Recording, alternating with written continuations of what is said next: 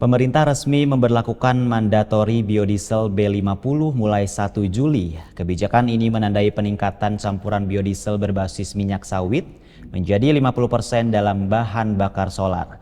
Pemerintah menargetkan langkah ini mampu mengurangi ketergantungan pada impor solar sekaligus memperkuat ketahanan energi nasional.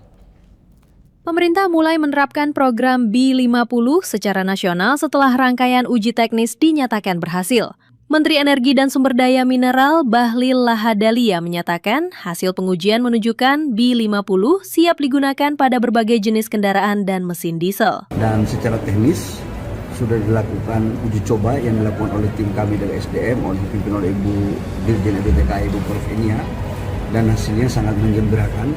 Sampai dengan hari ini kadar air daripada perbandingan B40 dengan B50, B50 itu kadar airnya lebih sedikit.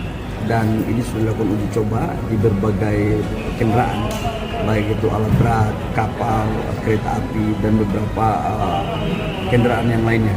Apalagi belum tambang, ya, ekskavator, semuanya, alat pertanian, semuanya sudah dilakukan. Jadi insya Allah kami sangat optimis untuk implementasi launching daripada B50 itu akan dilakukan nanti 2026 1 Juli. Dengan demikian maka itu kita akan mengurangi atau bahkan kita tidak lagi melakukan impor solar khususnya C48. Kelanjutan dari kebijakan B40 yang diterapkan pada paruh pertama tahun ini.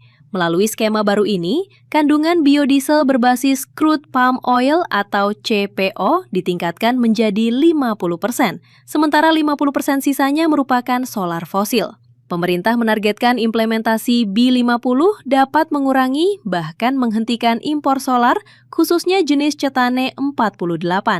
Kementerian ESDM memperkirakan kebijakan ini berpotensi menghemat devisa negara hingga 157 triliun rupiah melalui penurunan impor bahan bakar.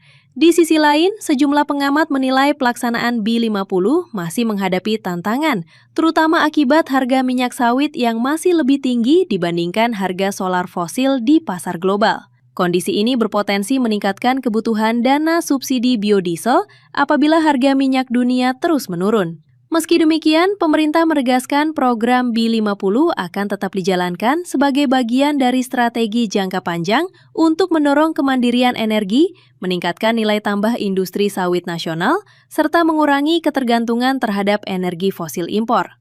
Tim Liputan Eljon Media melaporkan.